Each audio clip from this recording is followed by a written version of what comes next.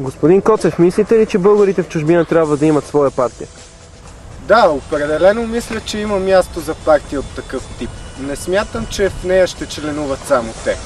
В България също има много хора, които милеят за съгражданите си в чужбина.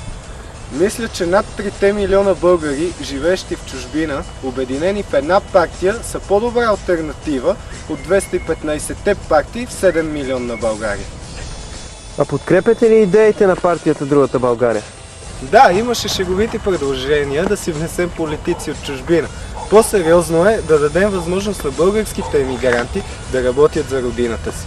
Идеите на партията Другата България са прости и работещи, а ние се нуждаем точно от това. По-малко приказки, наслушахме се, и по-малко шмекерии, нагледахме се.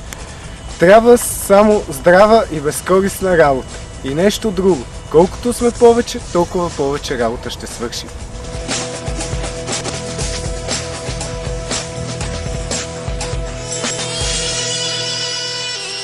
The journey of a lifetime.